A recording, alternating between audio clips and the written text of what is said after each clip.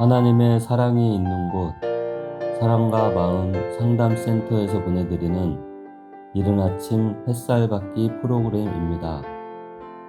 이 시간 나에게 말씀하고 계시는 하나님의 음성을 들을 수 있는 시간이 되시길 바랍니다. 이른 아침 햇살 받기 시간입니다. 감기 몸살 조심하셔야 될 것 같습니다. 아주 독감이 굉장히 지독하거든요. 조심하시고요. 이어서 이제 계속 또 보겠습니다. 믿음이 없는 자처럼 현실의 삶에 염려를 하지 마라. 하나님께서 다 책임지고 계시다. 이런 얘기를 주님은 하십니다. 오늘 우리는 믿음이 없는 자처럼 현실의 삶을 염려하는 말. 우리는 삶에 염려가 있기 때문에 기도하지 않나요? 그럼 여러분들이 한번 생각해 보십시오. 베드로 사도도 그런 말씀 하셨잖아요. 마귀가 우는 사자처럼 삼킬 자를 찾는다.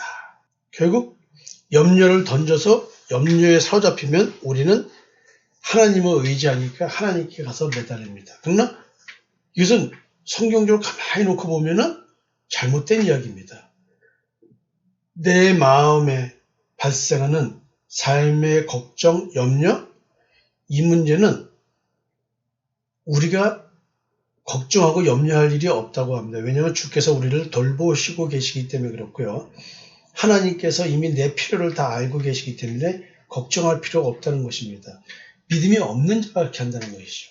따라서 삶에 결핍이 있어서 또는 삶에 결핍은 없어도 예상되는 문제가 있어서 이것이 내가 해결할 수 없는 상황이라고 할 때 우리는 하나님을 의지한다고 하면서 새벽기도 가서 부르짖고 수요일, 금요일 또 철야에서 부르짖고 그것이 또 마음에 안 차면 자기 마음의 위안과 확신을 얻기 위해서 기도원 가서 울부짖는 신앙생활을 했습니다. 그리고 때로는 마치 조건을 걸듯이 내가 하나님 앞에 헌신함으로써 또 물질적 헌금을 함으로써 뭘 함으로써 대가로서 내가 원하는 나의 결핍을 채우려고 노력했을 것입니다. 근데 우리는 이것이 올바른 신앙이라고 생각했는데 성경 어디에도 물론 현실의 염려와 이런 것을 주님께 기도한 흔적들은 있다 할지라도 본질적으로 다른 이야기입니다. 따라서 우리는 이 문제를 어떻게 해결해야 될까요? 믿음이 없는 자처럼 현실의 삶에 염려를 하지 마라. 결국 삶의 염려는 하나님을 믿지 못해서 발생하는 문제라는 것이죠. 그렇다고 해서 하나님이 내가 원하는 결핍의 양만큼 다 채워줘서 염려를 얻게 해준다? 불가능한 이야기입니다.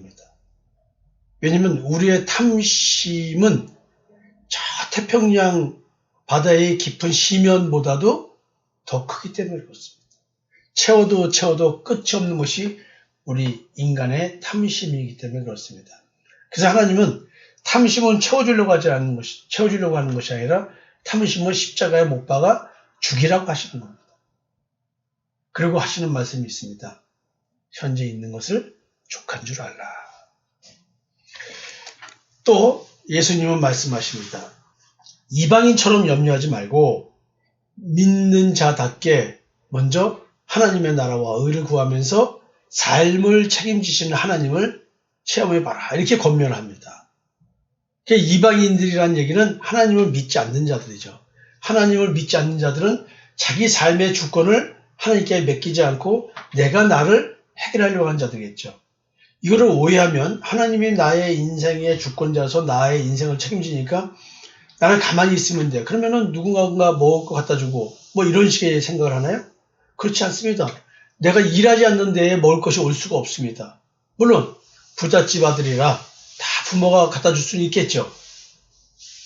그럼 여러분들이 그렇다고 해서 내가 일하지 않고 가만히 있는데 부모님들이 부자라고 해서 다 갖다 주기만 할까요? 그럼 부모님 돌아가시면 물려받은 재산이 다 탕진되면 그 다음에 또 누가 책임져 줍니까? 결국은 뭐냐면 이방인처럼 염려하지 말고라는 말 속에는 이방인들은 결국 하나님과의 관계, 신과의 관계를 자기 염려를 가지고 관계를 맺는다는 얘기죠. 자기 근심 걱정, 자기의 원하는 것 이런 것 가지고 신과의 관계를 맺으려고 한다는 거죠. 그래서 신을 구하는 이유, 신께 구하는 이유, 그것이 오늘 내 삶의 문제라는 거예요. 육신의 정욕, 안목의 정욕, 이생의 자랑.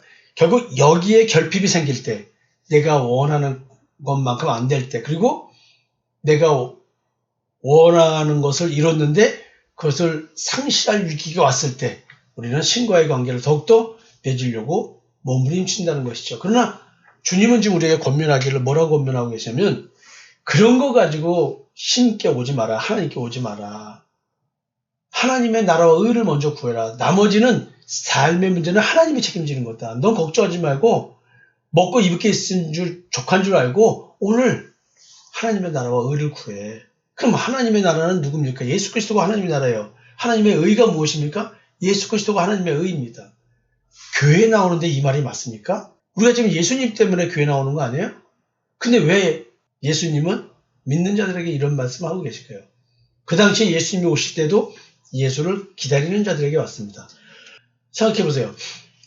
율법주의자들이 율법에 그리스도가 올 걸 기록되어 있기 때문에 압니다. 기다렸습니다. 근데 알아봤습니까? 못 알아봤습니다. 예수 그리스도를 구했습니다. 기다렸습니다. 하나님 나라를 믿습니다. 하나님의 의를 믿습니다. 그래서 열심히 율법을 613개조 율법조항을 더욱더 철저히 지키려고 몸부림친 사람들입니다. 근데 그들은 하나님의 뜻대로 하나님의 나라를 구하지 않았고 하나님의 뜻대로 하나님의 의를 구하지 않았습니다. 결국 그들은 이방인처럼 신앙생활을 하게 되었습니다. 그들이 성경을 통해서 율법서를 통해서 여러 가지 선지서를 통해서 시편을 통해서 전도사를 통해서 그 속에 그려져 있는 그리스도를 발견했냐? 아니라는 것이죠. 따라서 네 삶의 문제가 중요한 것이 아니라 어차피 죽는 인생인데 이렇게 살든 저렇게 살든 죽는 인생인데 크게 중요한 게 아니고 하나님의 나라와 하나님의 의를 구해봐라. 이것이 네 인생에서 가장 급한 것이다 라는 얘기를 하고 있습니다. 자, 여러분에게 12가지 질문을 드렸고 그리고 전통적 신앙에 대해서 주님이 지적하시는 것과 권면을 7가지로 나눠서 설명해 드렸습니다. 첫 번째가 사람에게 보이려고 외식적으로 구제하고 있다. 니들 그러면 안 된다. 또 두 번째가 사람에게 보이려고 사람들 많은 곳에서 외식적으로 기도하고 오래 기도하면 기도 응답을 받지 않는데 그게 아니다. 라는 얘기를 또 지적하셨고요. 세 번째 지적이 뭐냐면 하나님으로부터 자기의 죄를 용서받기 위해 제사 드리는 자가 다른 사람의 잘못을 용서하지 않는다라고 지적을 받았습니다. 네 번째 지적이 뭐냐면 사람에게 보이려고 얼굴을 흉하게 보이며 외식적으로 금식한다. 사람에게 보이려고 율법적 행위를 하고 있다는 것이죠. 다섯 번째, 하나님과 재물을 겸하여 섬기고 있기 때문에 실제로는 하나님을 섬기고 있지 않다. 마음의 보물이라고 여기는 것이 땅의 것이면 하나님을 섬기는 행위를 해도 하나님을 섬기는 제사 행위를 해도 하나님을 섬기는 게 아니다라는 지적을 하셨습니다. 여섯 번째가 자신의 구원의 문제를 해결하기보다 삶의 문제를 해결하기 위해 하나님께 나옴으로써 하나님을 하나님으로 믿지 않고 섬기지 않고 있다는 지적을 하셨습니다. 일곱 번째 지적이 믿는 자는 하나님의 나라와 그의 의를 구하는 자인데 삶의 염려와 문제 해결을 하나님께 기도함으로써 스스로 하나님의 선택된 자가 아니라 이방인과 같은 자라는 것을 증명하고 있다. 그냥 신앙생활 똑바로 해야 된다. 이런 지적을 하셨습니다. 그래서 이 지적 속에서 숨어있는 권면이 뭐냐면 첫 번째 권면이 구제할 때 사람들 앞에서 외식하지 말고 하나님 앞에서 은밀히 해라. 신앙생활은 하나님과 나아가고 하는 거지 사람 보라고 하는 것이 아니니까 이런 권면을 하고 계시고요. 두 번째 권면이 기도할 때 사람 들으라고 외식적으로 기도하지 말고 보이지 않는 하나님 앞에서 기도해라. 그리고 다른 신에게 기도하듯이 원하는 바를 얻기 위해 이방인처럼 지성이며 감춰있는 생각으로 오래 기도하지 마라.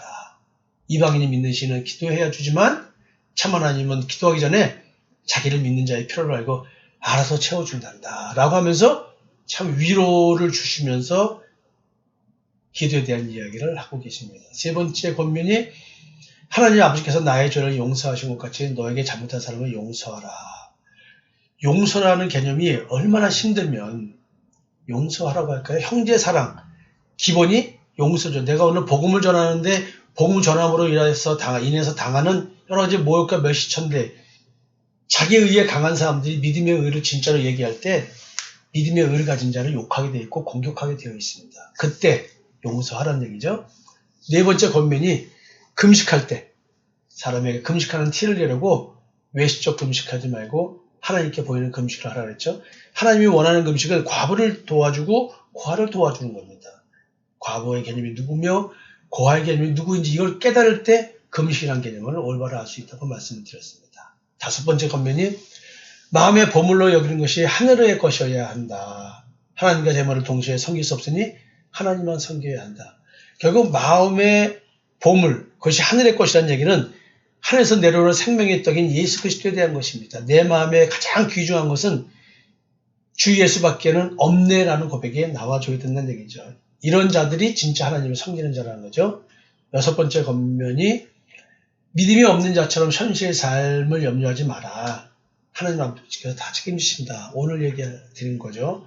일곱 번째 권면이 이방인처럼 염려하지 말고 믿는 자답게 먼저 하나님의 나라와 의를 구하면서 삶을 책임지시는 하나님을 체험해봐라. 자, 이것이 이제 예수님께서 전통적인 유대인들의 신앙을 지적하시면서 또 7가지 권면을 하신 내용입니다.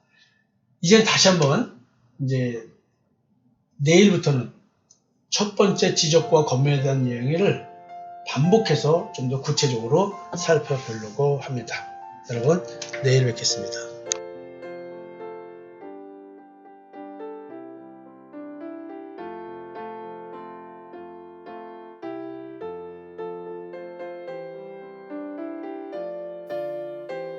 지금까지 사랑과 마음 상담센터에서 보내드리는 이른 아침 햇살 받기 프로그램이었습니다. 오늘도 말씀을 통해 자기 성찰이 이루어지는 여러분이 되시기를 기도합니다.